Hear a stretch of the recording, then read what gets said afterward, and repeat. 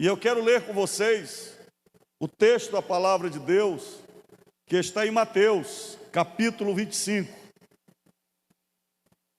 que fala sobre a parábola das 10 virgens. Então, o reino dos céus será semelhante a 10 virgens que, pegando as suas lamparinas, saíram a encontrar-se com o noivo. 5 delas eram imprudentes e 5 prudentes. As imprudentes, ao pegar as suas lamparinas, não levaram óleo consigo, mas as prudentes, além das lamparinas, levaram óleo nas vasilhas. E como o noivo estava demorando, todas ficaram sonolentas e adormeceram. Mas à meia-noite ouviu-se um grito: eis o noivo, saiam ao encontro dele. Verso 7. Então todas aquelas virgens se levantaram e prepararam as suas lamparinas. E as imprudentes disseram às prudentes: deem a nós um pouco do óleo que vocês trouxeram, porque as nossas lamparinas estão se apagando. Mas as prudentes responderam: não, porque então vai faltar tanto a nós como para vocês. Vão aos que o vendem e comprem óleo para vocês. Verso 10. E saindo elas para comprar, chegou o noivo, e as que estavam preparadas entraram com ele para a festa do casamento, e fechou-se a porta. Verso 11. Mais tarde chegaram as virgens imprudentes, dizendo: Senhor, Senhor, abra a porta para nós. Mas o noivo respondeu: em verdade lhes digo que não as conheço. Portanto, vigiem, porque vocês não sabem o dia nem a hora do Filho do Homem. Escute, queridos, Jesus está voltando. Jesus usou algumas histórias interessantes para chamar a nossa atenção para a importância de estarmos prontos para a sua vinda. Tanto no Antigo e principalmente no Novo Testamento, encontramos as promessas das 2 vindas de Jesus. A primeira como Salvador do mundo, que já se concretizou quando ele nasceu em Belém de Judá, cresceu em Nazaré, tornou-se homem, e a partir dos 30 anos até os 33, realizou o seu ministério na terra, morreu por nós, pelos nossos pecados, consolidou a nossa salvação, implantou a igreja, nos deu a missão de continuar a jornada de pregar a salvação. Mas ele prometeu que voltará e deixou-nos a orientação de como nós deveríamos estar vigilantes para aguardá-lo. E tanto no Antigo como no Novo Testamento, mas principalmente no Novo Testamento, nós temos a ratificação da vinda do Senhor Jesus Cristo, dita por Ele mesmo, falado pelos apóstolos, escrito nas cartas paulinas, das epístolas gerais, no último livro da Bíblia, de Apocalipse. O apóstolo João foi ao céu, e lá ele teve acesso às revelações, não só da vinda de Jesus, mas sobre a grande tribulação, sobre o milênio, sobre o julgamento das nações e tudo que vai acontecer no futuro. Se você quiser conhecer o seu futuro, é só ler o livro de Apocalipse. E Jesus disse para nós estarmos prontos para a sua vinda.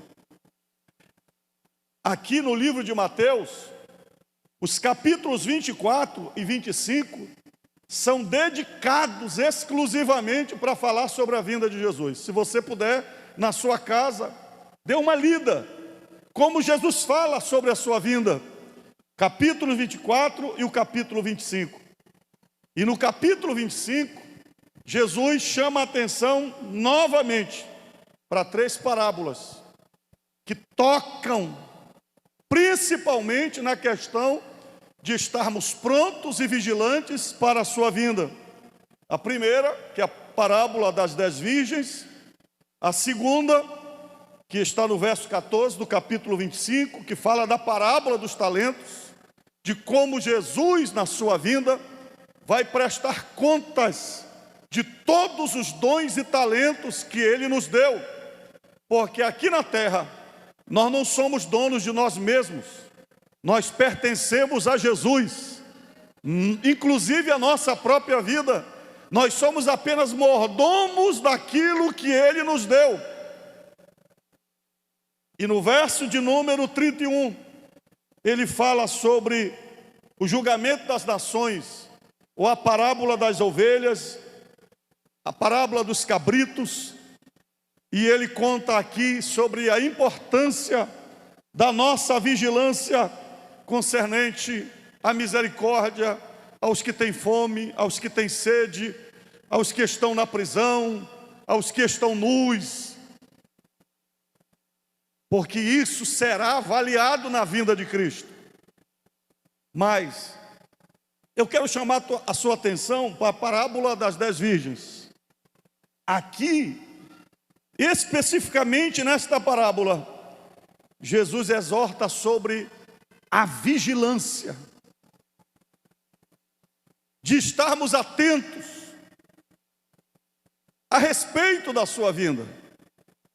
E ele chama a atenção isso no final do texto que nós lemos, versos número 13. Portanto, vigiem, porque vocês não sabem o dia nem a hora em que Jesus virá.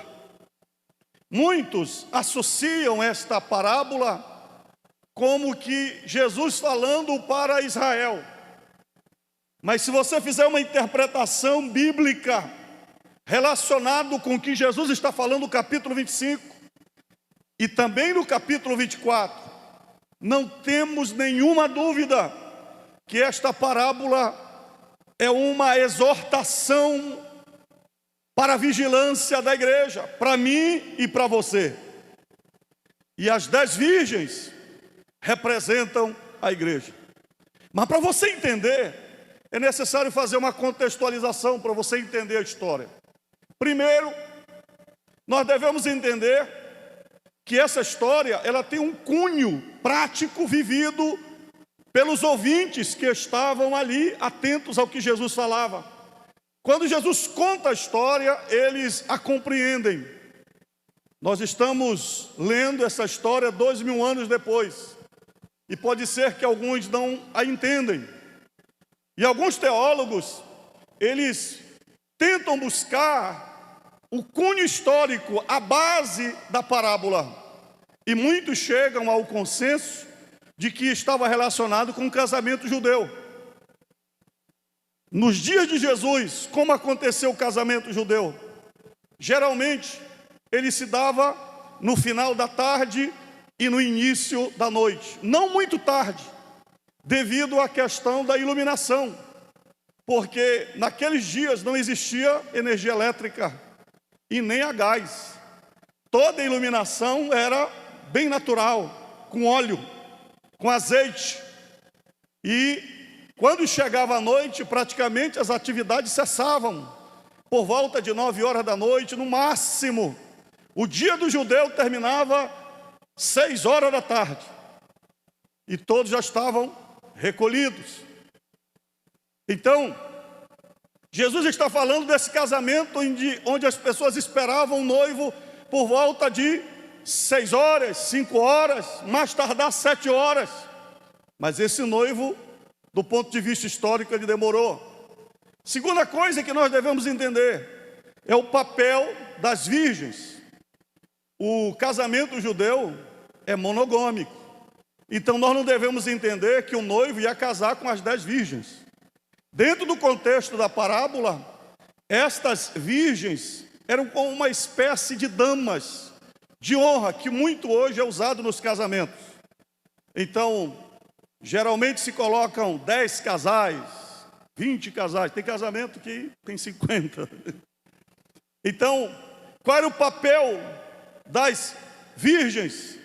Elas eram escolhidas para receber o noivo. Então elas faziam parte de uma cerimônia. Quando elas eram avisadas que o noivo estava chegando, elas deveriam estar prontas, geralmente na frente da casa da noiva, porque o casamento acontecia na casa da noiva. O noivo vinha, se deslocava de onde ele estava, geralmente da sua casa, e ia participar do casamento na casa da noiva. Ele casava com a noiva e depois a levava para a sua casa. Geralmente a casa era construída ao lado da casa do pai. Foi por isso que Jesus Cristo disse que na casa de meu pai há muitas moradas.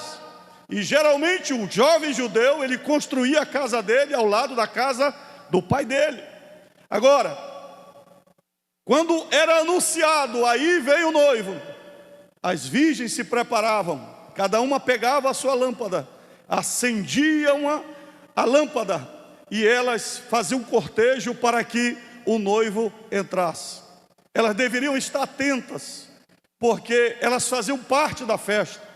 E quando o noivo chegava, elas entravam junto com o noivo para a festa do casamento. Escutem,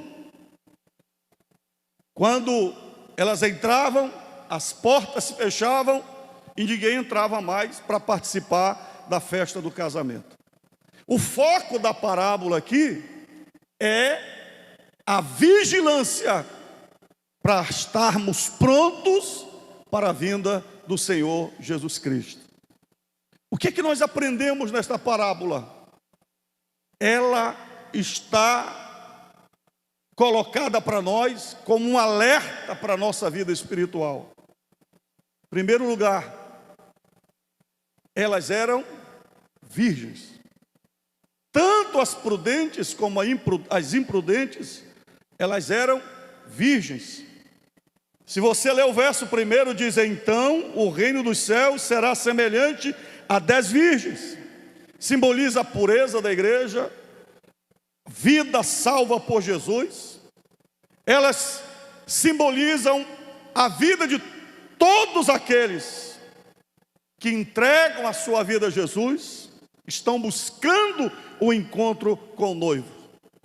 Mas o que Jesus está dizendo é que na sua vinda, muita gente vai ficar, mesmo aqueles que estão dentro da igreja, semelhante às virgens, porque no momento exato da sua vinda, haverão 2 grupos: aqueles que são considerados sensatos, porque estão esperando Jesus, e aqueles que são insensatos, porque acham que dá tempo de assistir um filmezinho pornográfico, porque acham que dá tempo de estar envolvido em algum namoro escandaloso, numa infidelidade conjugal. Vai dar tempo para se arrepender, vai dar tempo para se preparar, vai dar tempo.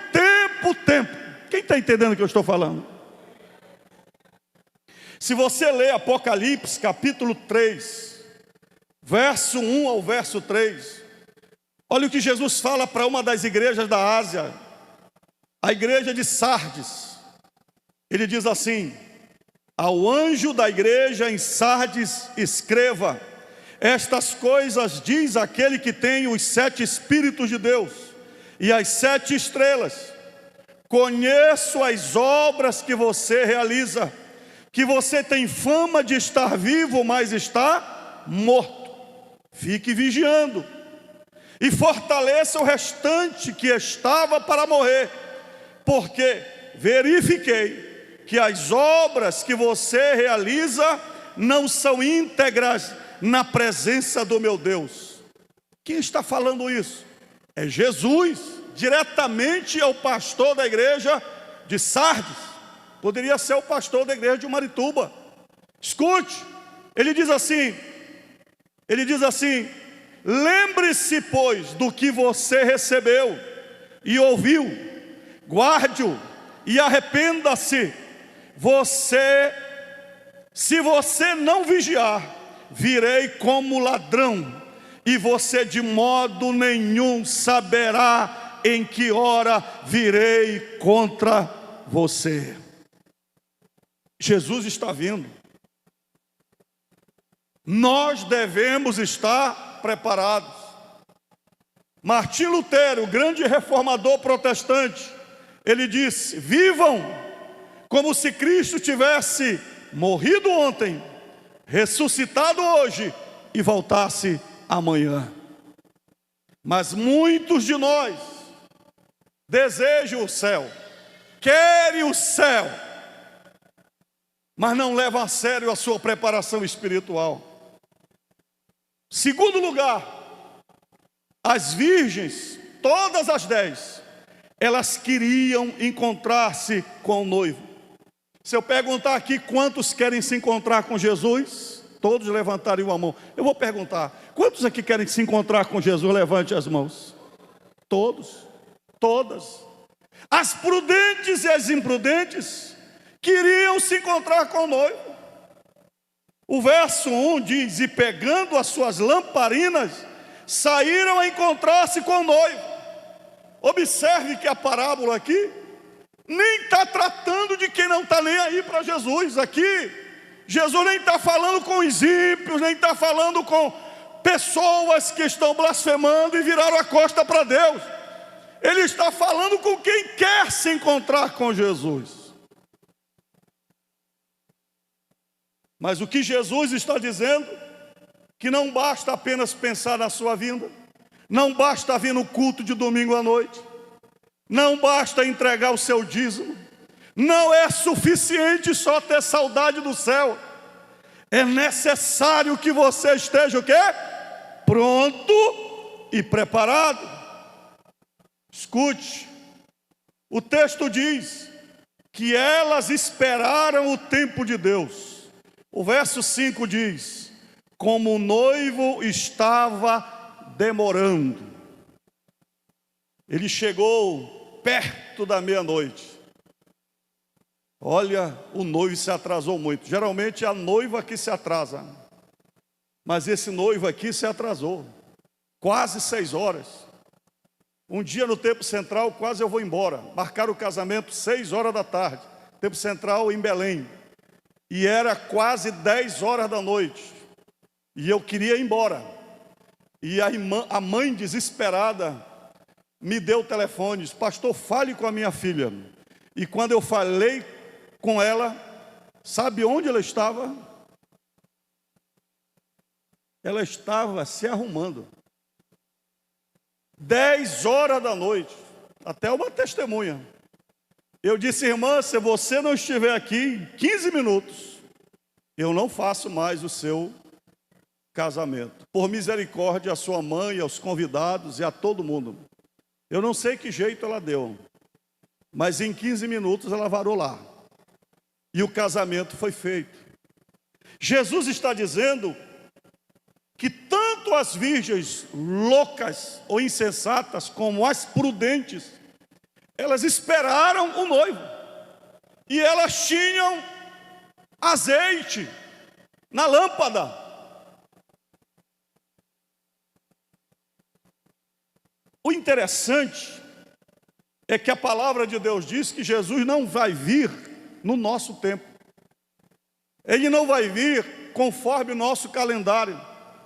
Tem muita gente marcando a vinda de Jesus. Existem igrejas que surgiram porque marcaram o advento da vinda de Cristo. Mas a palavra de Deus diz, como já foi lido aqui no texto, que nós não sabemos o dia nem a hora. Mas se você ler também Marcos, capítulo 13, verso 32 e 33, Jesus novamente repete no registro feito por Marcos. Jesus dizendo: mas a respeito daquele dia ou da hora, ninguém sabe, nem os anjos do céu, nem o Filho, senão o Pai. E é claro que Jesus já está falando aqui porque ele está em forma humana. Ele é homem, 100% homem. Ele está falando como homem, não como Deus. Hoje, na sua glória, depois de ressuscitado, claro que ele sabe a hora da sua vinda.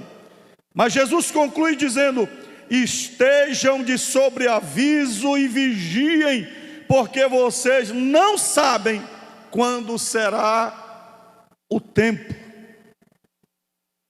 2 Pedro, capítulo 3, verso 8, o apóstolo Pedro chama a nossa atenção dizendo: porque o dia para o Senhor é como 1000 anos. Um dia é como 1000 anos, e 1000 anos é como um dia.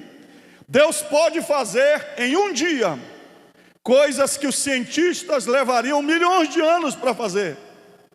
Como também Deus pode esperar, porque Ele é eterno, Ele é paciente. E aquilo que é demorado para você, para Deus é como se fosse um dia. Se 1000 anos é como um dia, nós estamos em 2023, do ano do Senhor. Então faz 2 dias que Jesus morreu e ressuscitou. Se você fizer a mesma comparação, de Abraão até Jesus, nós temos uma média de 4 a 5 mil anos.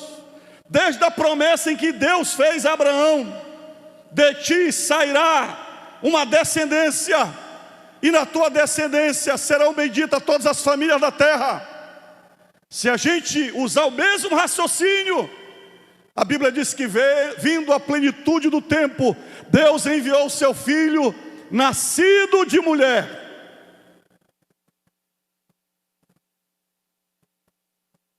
Com quantos anos? 5 mil anos? Não, para Deus era 5 dias. Queridos, a vinda de Cristo pode ser a qualquer momento, a qualquer hora, e nós temos que estar prontos. 4º lugar, sobre as virgens. Elas eram humanas como eu e você. Jesus chama a atenção na parábola, o que está escrito no verso 5: todas ficaram sonolentas e adormeceram. Jesus está chamando a atenção para as nossas fraquezas. Não importa se é o pastor Enaldo, se é você, com 10, 15, 20 anos de crentes. O sono na Bíblia representa fraqueza nossa, nossa fragilidade, nossas falhas. Apesar de nós termos sido salvos por Jesus e libertos por Jesus, mas nós não deixamos de ser pecadores. A Bíblia diz em 1 João capítulo 1, verso 9, que se dissermos que não temos pecado, nós somos o quê? Mentirosos. E a verdade de Deus não está em nós. Mas a palavra de Deus também diz que aquele que nasceu de Deus não vive na prática do pecado. Qual é a diferença entre dormir, ser sonolento? É porque você dorme, está sonolento pela fraqueza, mas você não está morto. Você não está morto espiritualmente. E embora você falhe, embora você peque, mas você tem o Espírito Santo na tua vida diariamente, te alertando, te avisando, para você se arrepender, pedir perdão, voltar para Deus, naquele mesmo momento. Quando você não tinha Jesus, você comia pecado com farinha. Mas hoje, você pode até pecar, mentir, brigar, mas acende no exato momento a luzinha dentro de você, não acende? E você sabe, você é despertado, você cai naquela sonolência, contou uma mentira, mas o Espírito te acorda. Você caiu na sonolência, queria praticar algo de desacordo à vontade de Deus, mas o Espírito te acorda.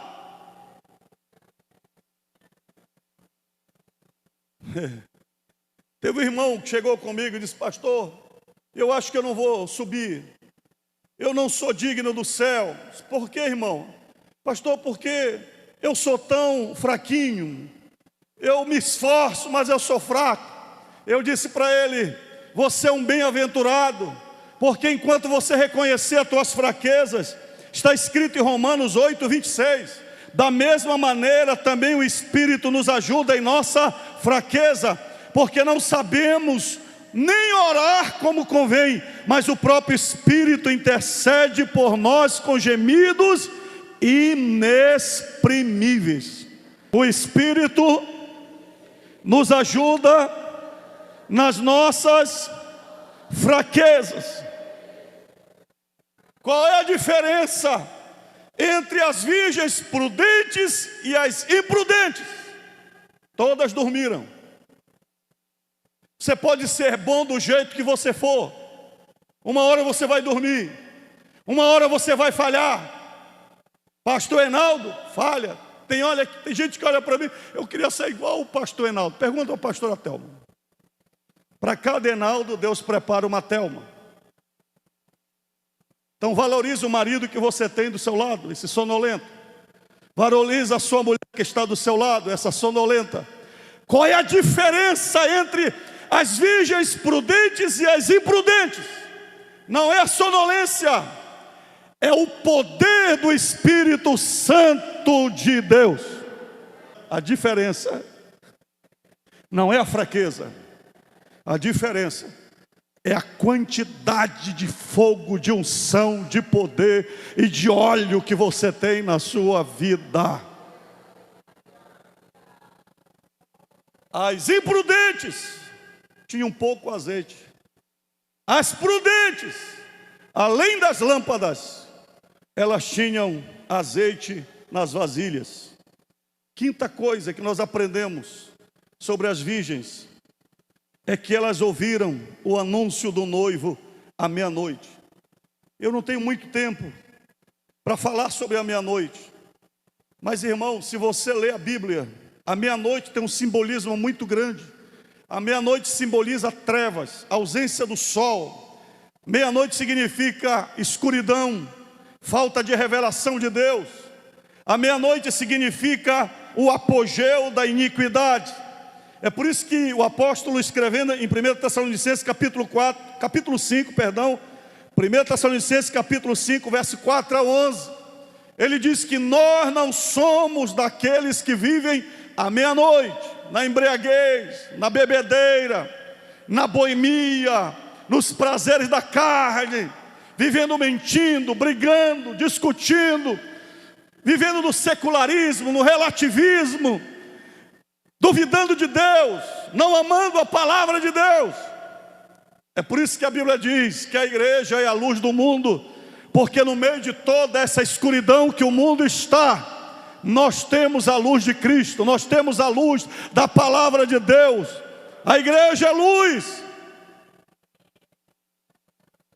Queridos, hoje, nós pastores nem precisamos mais pregar que Jesus está voltando.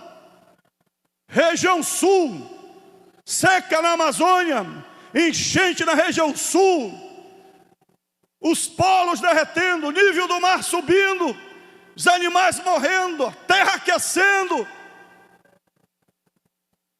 Quando nós pregávamos isso há 40, 50 anos atrás, eram tidos como malucos, como doidos, sem noção. Quem lembra disso? Nós estamos vivendo à meia-noite uma geração sem princípios, sem amor, uma geração que não respeita pai, não respeita mãe, uma geração que tem orgulho de publicar fantasias do Halloween, expondo perninha de criança para fora da barriga. Vocês viram isso? Uma mãe colocou uma foto dela com as pernas do filho, simulando a criança sendo morta dentro da barriga, e a criança agonizando com as pernas para o lado de fora. Uma mãe que tem o prazer de matar, a mãe que é símbolo do amor de Deus, a mãe que Deus usa como comparação do seu amor na terra. O profeta Isaías disse: pode uma mãe esquecer-se dos seus filhos E Deus falou para Isaías: ainda que ela se esqueça, eu jamais me esquecerei de ti. Mas uma geração que protege macacos, nada contra o macaco, temos que amar e proteger uma natureza, mas uma geração que se revolta contra a morte de um macaquinho, mas aprova o aborto. A diferença da vida de um mês ou 15 dias de vida para alguém de 60 ou 55 anos como eu é só o tempo. Salmo 139 diz: tu me viste substância ainda informe, dentro da barriguinha da minha mãe, e nem um dia meu ainda não existia, mas tu escreveste nos teus livros todos os meus dias, cada um escrito e determinado. E o salmista diz: antes de eu nascer, o Senhor já tinha escrito a minha história. Isso é maravilhoso demais para mim. Levante as suas mãos e adore o nome do Senhor Jesus. Mas vivemos a meia-noite, onde as pessoas aniquilaram das escolas, das suas vidas, a palavra de Deus. E vivemos um socialismo ateu, relativista, uma ética baseada em filosofias individualistas. Porque quando você tira Deus como autoridade e como a palavra de Deus, como revelação para a nossa vida, quem é que te detém? Nós vivemos a meia-noite. Jesus está voltando à meia-noite. E é por isso que elas ouviram a voz do noivo à meia-noite. Queridos, nós estamos perto, muito perto, da volta de Jesus. O verso de número 6 diz: ouviu-se um grito, eis o noivo, saia ao encontro dele. Irmãos, eu estou ouvindo essa voz. Você consegue ouvir a voz do Espírito Santo? É claro que o nosso coração dói em cada assassino, em cada tragédia, em cada guerra. A nossa alma geme. Mas todas estas questões, terremotos, furacões, mortes, violência, tudo isso são apenas sinais ditos por Jesus, simbolizando a meia-noite.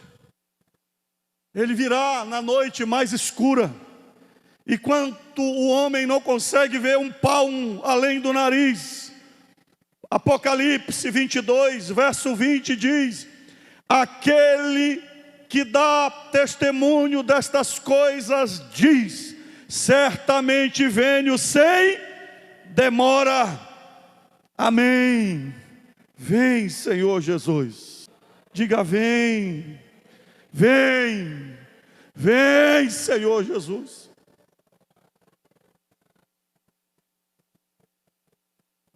A parábola faz uma divisão de atitudes. Depois dessas considerações gerais, ela narra a alegria das virgens prudentes. E eu oro para que você esteja nessa alegria. Eu oro para que você faça parte do coro das virgens prudentes. Número 1, alegria das lâmpadas acesas. Oh, aleluia, aleluia, aleluia. A lâmpada acesa, símbolo do Espírito Santo. Atos 1, verso 5. Jesus Cristo disse: João batizou com água, mas vocês serão batizados com o Espírito Santo dentro de poucos dias. E no verso 8 ele disse: recebereis poder ao descer sobre vós o Espírito Santo, e servireis testemunhas, tanto em Jerusalém como em toda a Judeia, Samaria e até os confins da terra. E quando chega em Atos capítulo 2, verso 1, diz: e estavam todos reunidos no cenáculo. De repente veio do céu um som como de um vento impetuoso que encheu toda a casa, e foram repartidas línguas como de fogo, que pousou sobre a cabeça de cada um deles, e todos eles foram cheios do Espírito Santo. A partir daí, o céu se abriu para nós sermos cheios do Espírito. Joel 2:28, e há de ser que nos últimos dias eu derramarei do meu Espírito sobre toda a carne. Vossos filhos e vossas filhas profetizarão, vossos jovens terão visões, vossos velhos sonharão sonhos, e até sobre os servos e minhas servas derramarei do meu Espírito. Jesus falou para a mulher samaritana: e vem a hora, e já chegou, que não é preciso ir para Jerusalém para adorar, nem aqui em Samaria, mas os verdadeiros adoradores adorarão o Pai em espírito e em verdade em qualquer lugar, e serão cheios do Espírito Santo. Cheios do Espírito na sua casa, no seu quarto, lá na sua empresa, no seu táxi, no seu carro, lá dentro do ônibus, em qualquer lugar. É o templo sem parede, é o templo sem teto, é o templo sem liturgia, é o templo sem formalismo, é o templo sem sexualidade, é o templo sem faixa etária. Você pode ser cheio sendo criança, sendo adolescente, sendo jovem, adulto, velho, não importa. Deus quer te encher com o poder do Espírito Santo, e você vai vencer esse mundo cheio do Espírito Santo. Você não vai vencer com a carteirinha de membro da Assembleia de Deus, você não vai vencer com o tempo de crente da Assembleia de Deus, não.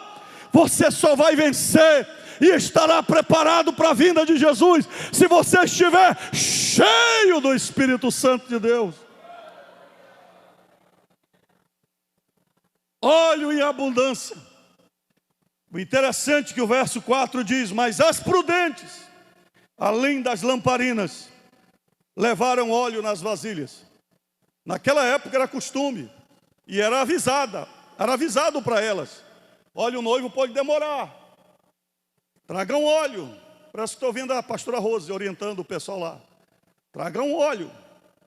E naquela época era uma vasilha, espécie de um jarrinho de barro. Tudo era feito de barro, inclusive as lâmpadas, com um fio de algodão. E as lâmpadas, elas tinham uma espécie de um furo na lateral, onde elas poderiam colocar o azeite, à medida em que o óleo fosse baixando. Talvez para muita gente aqui não conheça aqui as lamparinas de antigamente. Eu morei muito com lamparina em Bragança, quando não tinha energia elétrica. Lamparina querosene, aquele murrão dentro, lá do querosene. E a gente amanhecia com o nariz todo preto. Acordava com aquela burra na ponta do nariz, já sabia que o cara era pobre, não tinha energia elétrica. Ele dormia na lamparina. Quem é dessa época, levanta a mão assim. Glória a Deus. Vocês conhecem então a mensagem que eu estou pregando. Tem que ter querosene de reserva. E aí ouviu-se um grito. Aí veio o noivo. Elas estavam dormindo. Aí veio o noivo. E elas prepararam o azeite. Mas as lâmpadas das virgens prudentes estavam acesa. E elas tinham óleo de reserva. Porque só avisaram que o noivo estava vindo, mas não chegou. Quem entendeu a mensagem? Quem é que está dizendo o noivo está vindo? Quem é que está falando o noivo está vindo? É o Espírito Santo, é o pastor Enaldo, é cada pessoa que Deus levanta para te avisar. É a pessoa que Deus te usa em qualquer lugar para dizer: acorda, irmão, Jesus está voltando, desperta. Aí você está dizendo: não, mas vai dar tempo. Eu estou ouvindo essa história aí desde a época que eu me entendo. Eu estou ouvindo essa história que Jesus está vindo, e nunca vem.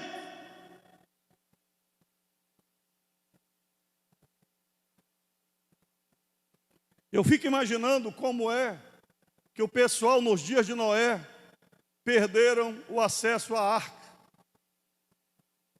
A Bíblia diz que a porta da arca se fechou e eles não perceberam. Não perceberam.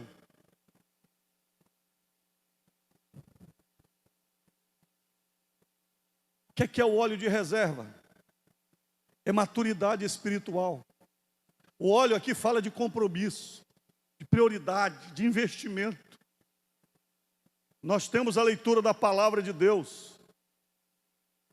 Pedimos para todo mundo ler anualmente 3 capítulos por dia, de segunda a sexta, 4 aos sábados e 4 aos domingos.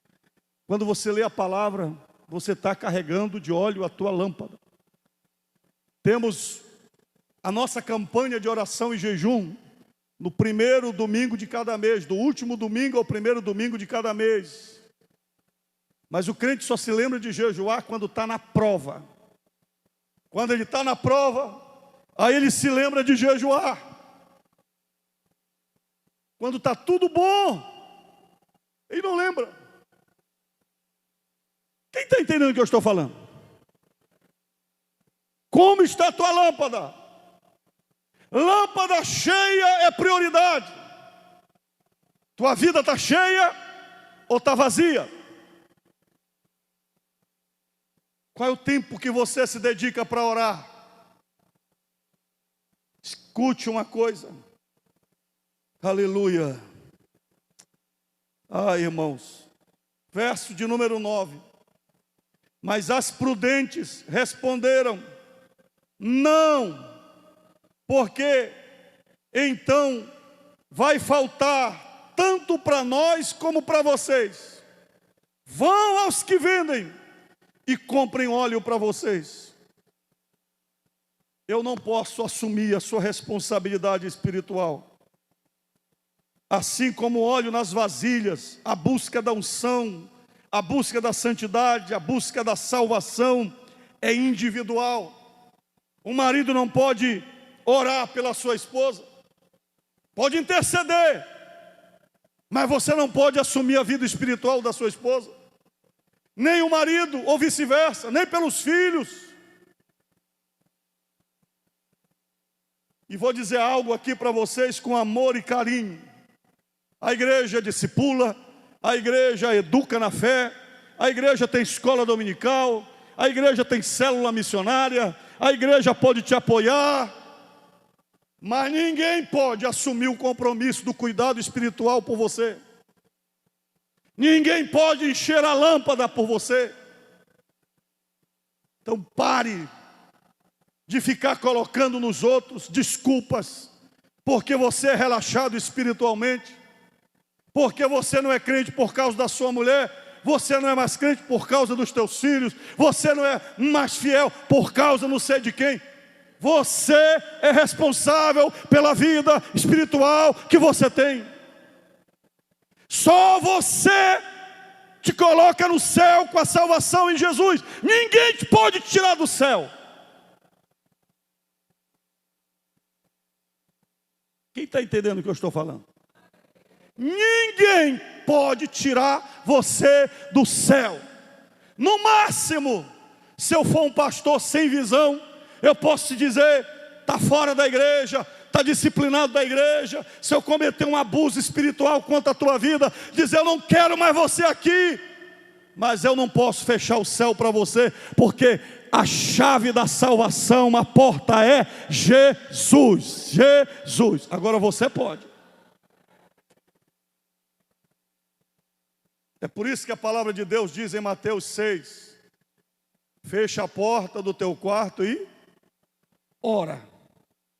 Ora ao teu pai em secreto. E o teu pai em secreto, que ouve a tua oração, ele vai responder a você, vai te abençoar, porque ele conhece as tuas necessidades e vai suprir.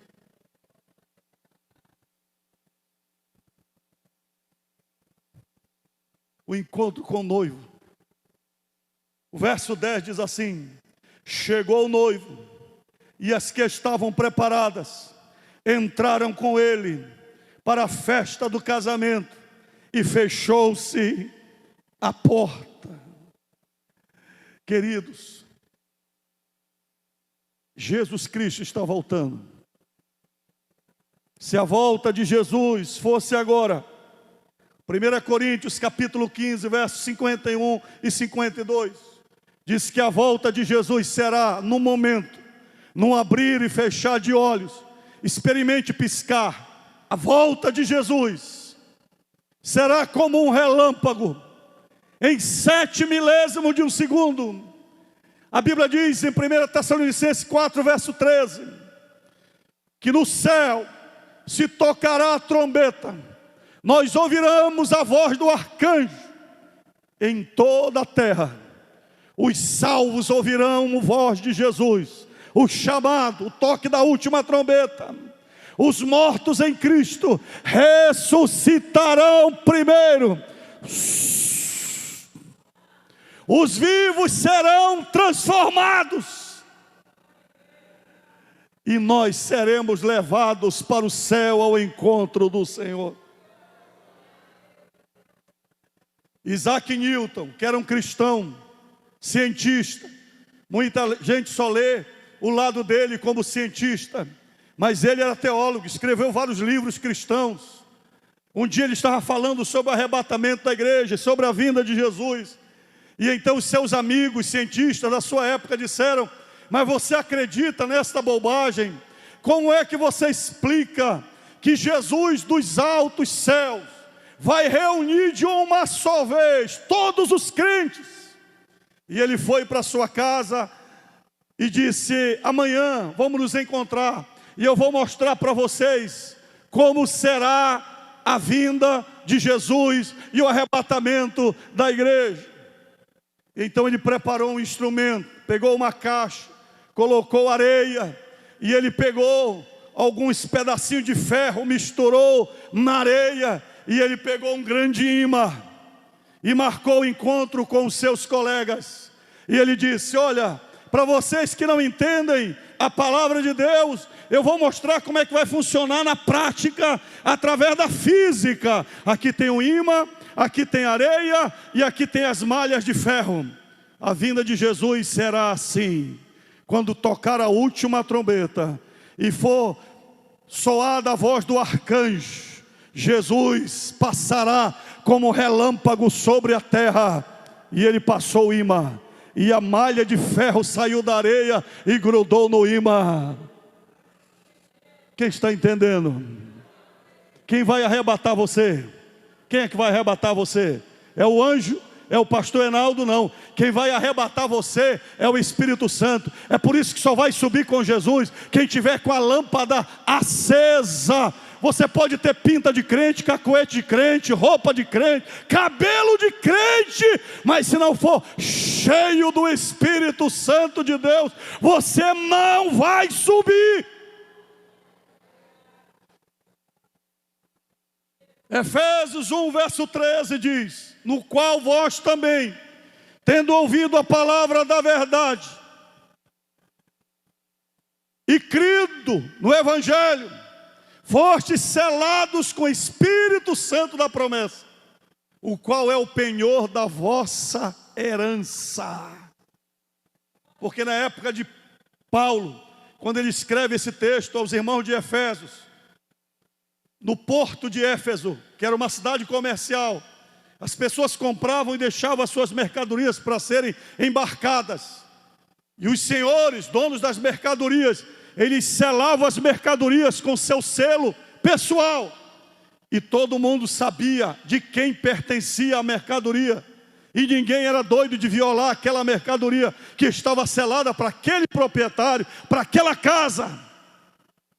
Você está na terra, mas o Espírito Santo já te selou, e você pertence a Deus, e você é de Deus. Por último, queridos, a parábola fala do desespero das virgens imprudentes. Jesus chama a atenção que é para nós não estarmos nesse grupo das virgens imprudentes. Número 1, lâmpadas se apagando. Como está a sua vida? Como está a sua comunhão com Deus? A lâmpada delas se apagou. próximo da vinda de Jesus. Você tem que estar preparado, pronto, com a sua vida espiritual em dia, para a hora em que Jesus te chamar.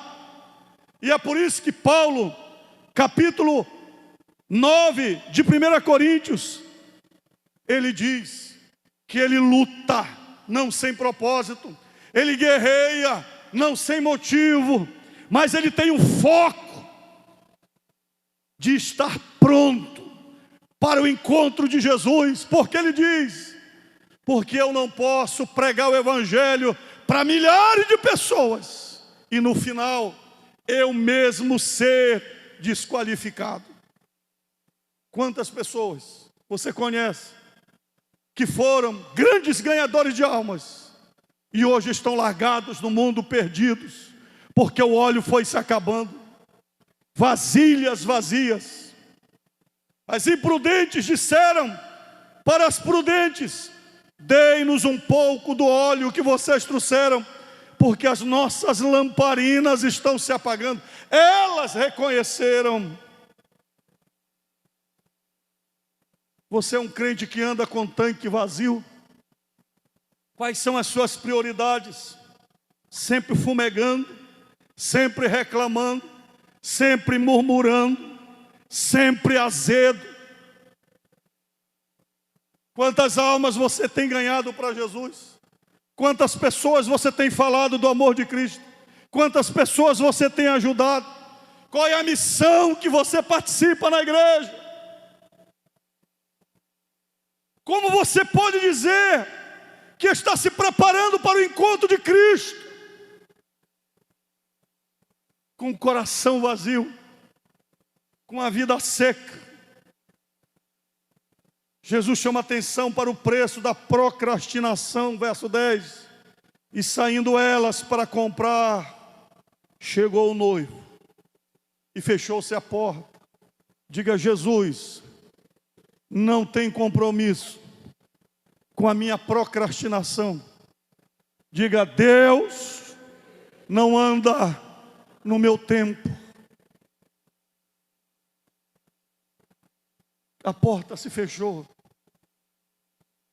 A porta se fecha, representa a graça de Deus. A porta se fechando significa que não há mais salvação. A porta se fechando significa o início da grande tribulação, do falso profeta, do anticristo. E a igreja estará no céu, vivendo a plenitude do tribunal de Cristo, as bodas do Cordeiro, a igreja sentando na mesa com Abraão, Isaque e de Jacó. E na última ceia Jesus disse: eu não beberei de novo do fruto da vide, até aquele dia em que hei de beber convosco no reino do meu Pai. Ceia é você comer o pão e beber o vinho e dizer: Senhor, estou chegando, estou chegando, estou chegando. Desprezo do noivo, verso de número 10, 12. Mas o noivo respondeu: em verdade lhes digo que não as conheço. Jesus não reconhece um crente com lâmpadas vazias e apagadas. Diante de Deus, não vale o meu tempo de crente, minhas obras realizadas. Diante de Deus não vale meus jargões evangélicos, meus glórias a Deus vazios. Diante de Deus não vale a minha história. Diante de Deus não vale todo esse meu histórico legalista, se eu não estou pronto. Mateus capítulo 7, verso 21 a 23. O Senhor vai dizer naquele dia: eu não vos conheço, mas Senhor, expulsamos demônios em teu nome, em teu nome operamos milagres, em teu nome profetizamos. Mas Jesus vai dizer: eu não conheço. Se você despreza o dia mais importante da sua vida, que é estar pronto para se encontrar com Jesus, então você não é digno do céu. capítulo 25, o verso 13. Portanto, vigiem, porque vocês não sabem o dia nem a hora. Você não sabe. Pode ser hoje, pode ser agora. Ah, se nós pudéssemos dizer: Senhor, é agora, é o momento. Como está a lâmpada, como está o azeite. Jesus disse que naquele dia 2 estarão no campo, trabalhando. Um será tomado e o outro será deixado. 2 estarão juntos na cama, dormindo, referindo-se ao casamento. Um será tomado e o outro será deixado. Queridos, Jesus está voltando. Jesus está voltando. Se Ele quiser, amanhã estaremos aqui no culto. Se Ele quiser, estaremos aqui em dezembro. Se Ele quiser, estaremos em 2024. Mas se o Senhor dissesse para mim hoje, avisa para a minha igreja, que daqui a 1 minuto eu virei buscá-la, Ele não vai fazer isso. Mas se Ele fizesse, você seria uma virgem prudente ou uma virgem imprudente? O que é mais importante do que o relacionamento com Jesus? O que é mais importante na tua vida do que o céu? O que é mais importante na tua vida do que você entregar o seu coração completamente a Ele e dizer: Senhor, toma conta da minha vida. Suas fraquezas, suas lutas, suas dores, seus sofrimentos, suas mazelas, te entrega para Deus. Já falei que Ele não quer pessoas perfeitas. Ele quer pessoas cheias do seu Espírito.